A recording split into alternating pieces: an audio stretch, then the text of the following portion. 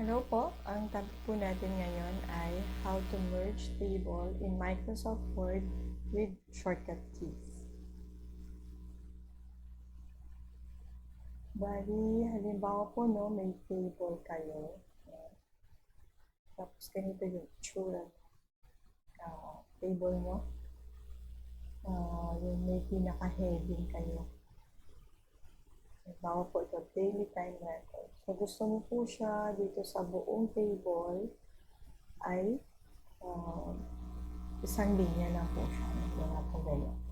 So gagawin mo lang po, highlights mo po siya, right click po, tapos merge cells. So, pag click mo po yan, ayun na po siya. Naka-merge na po. Pwede mo na pong click na.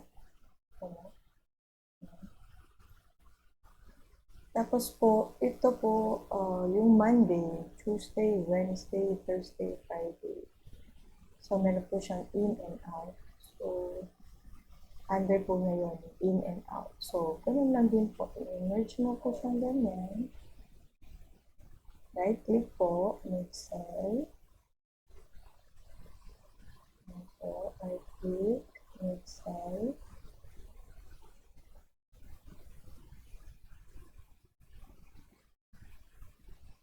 Click mo, make cell po.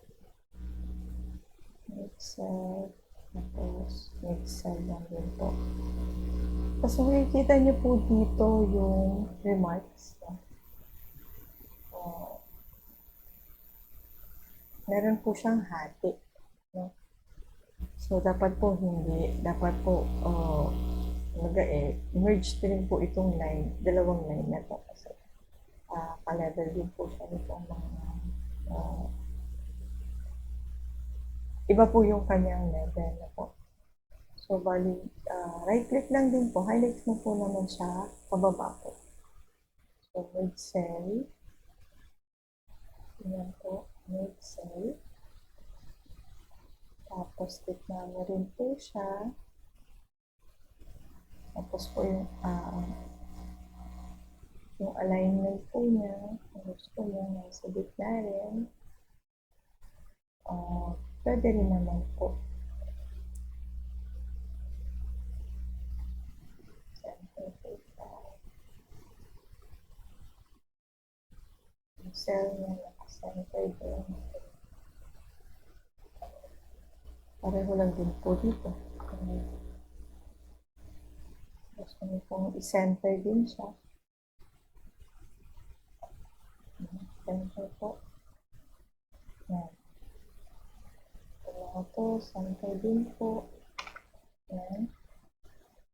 Tapos po, yung shortcut key po niya, no? Hindi po natin yung mga ginawa natin. Ang shortcut key po niya ay bali Alt-A. Kita po lang, highlights po natin yun.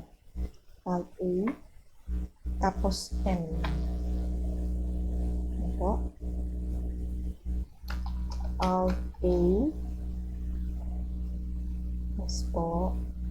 Then, M. So, highlights po. Alt-A.